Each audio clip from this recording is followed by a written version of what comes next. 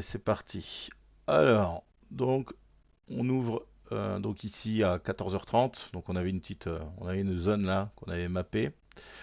Donc, une zone résistante puisqu'on est en dessous. Au niveau des flux, qu'est-ce qui se passe? À l'open, on reste flat sur le S. Le S, au niveau de l'open, on est en zéro effect.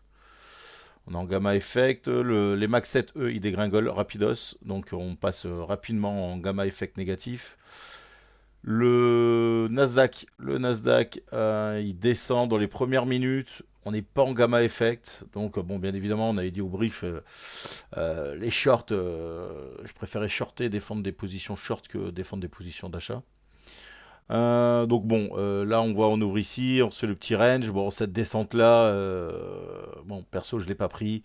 C'est trop tôt, hein. J'aime bien laisser le marché un peu se construire. Là, il y a juste il y a 50 secondes. Bon, on voit même là les poutres et l'école. Ouais, c'est vrai que quand on regarde après en marche arrière, on se dit ouais, ça descend. Ici, on a un canal baissier, on aurait pu. Bon, sincèrement, pas évident de rentrer dedans. Moi, je préfère toujours attendre un petit peu. Voilà, on a eu notre première descente. On voit notre Nasdaq qui remonte, qui revient dans notre gamma effect. Dans le gamma, justement, il n'y a pas d'effect.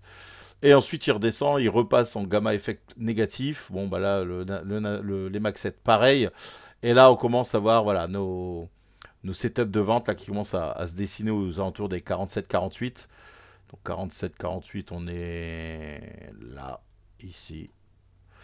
Donc là, par contre, bon, moi j'ai commencé un peu à monter une position parce que comme j'avais dit, euh, monter des positions en short, je pouvais défendre mes positions, il n'y avait aucun problème, je ne le ferai pas en achat. Mais en vente, ben, il n'y avait aucun problème. Donc ici, on a commencé à monter, on a monté notre pause en vente. Et puis on a renforcé au moment où on a vu bah, ce setup de vente là qui a commencé à 47.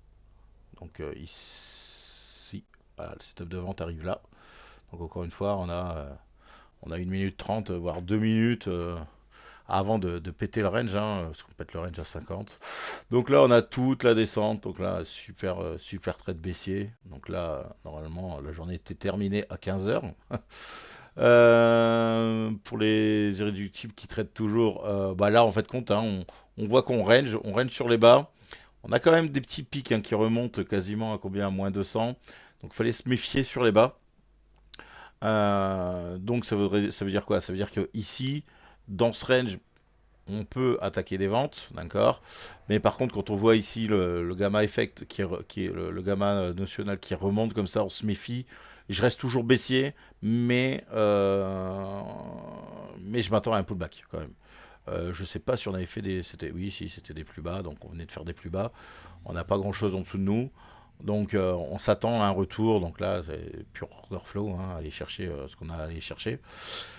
Donc on a cette montée et puis on voit qu'à partir de voilà, on commence à avoir des petits setups de vente qui commencent à se dessiner à partir de 13, petits setups de vente qui se dessinent à partir de 21 et on a des setups de vente à partir de 38. Donc voilà, on avait dit combien? 13.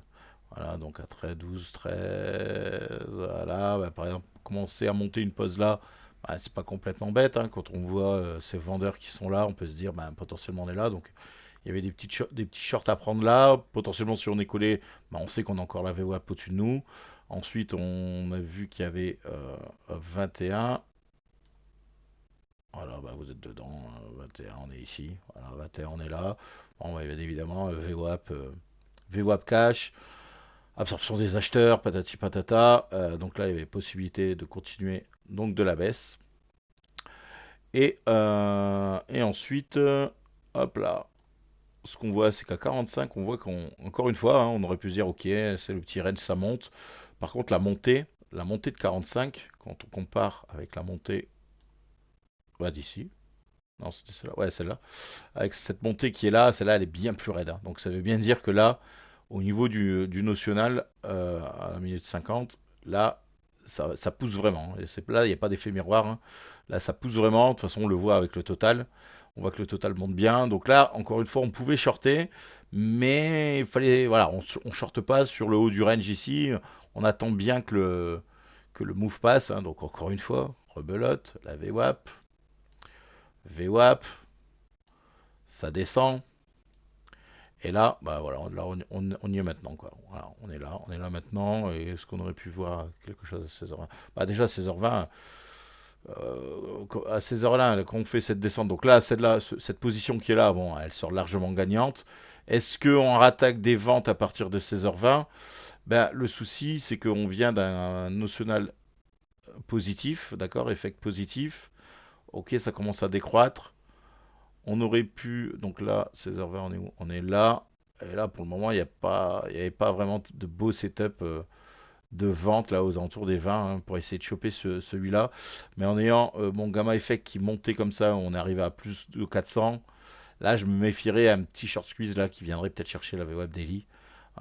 Donc, ce qui était vu dans le brief avant la séance. Eh ben écoutez, on se retrouve tous dans l'open space. Allez, à de suite.